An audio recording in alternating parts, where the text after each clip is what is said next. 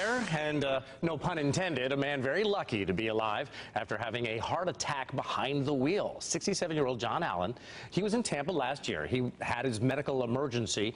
Actually, very lucky to survive that. We'll talk about that in a second. But doctors told him that he needed a new heart valve.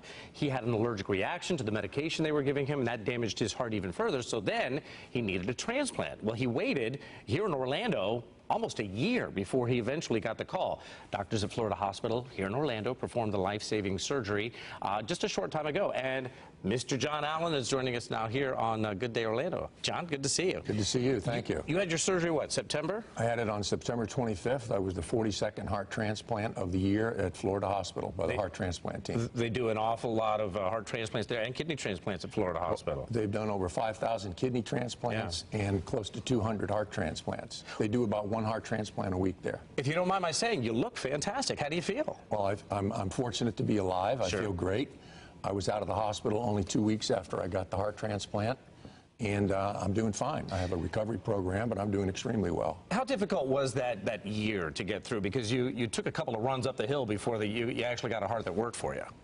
Well, there were two. I actually got the third heart, but the Florida Hospital made it easier. It wasn't that difficult. I had a lot of recovery work to do to become healthy enough to get the heart transplant, and I focused on living in the moment, and the hospital made it much easier for me. And you were very fortunate to survive because you had the heart attack and you were behind the wheel. Well, actually, I passed out driving the car in Tampa on I-275 in noon traffic.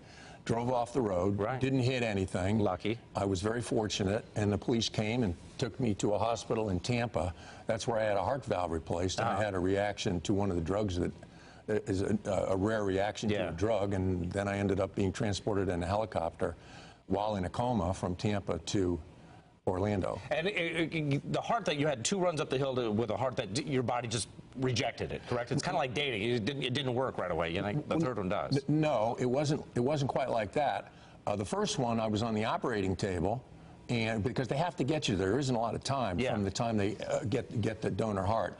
I was on the operating table, and I woke up and I thought, well, there's nothing to this heart transplant stuff. But I didn't get the heart. The heart was rejected before it was put in me. Oh, I see. And the second one, they rejected that before I got to the got to the operating room. And how are you feeling now? I mean, how's it working for you? It worked great. Okay. It works great. All I know is that it's a younger heart, and that it had to get onto an airplane in order to get here, and that's the extent of my knowledge about the donor. They put it in the cooler and they get it to you as fast as possible. Are you still thinking about maybe doing the sailing trip around the world?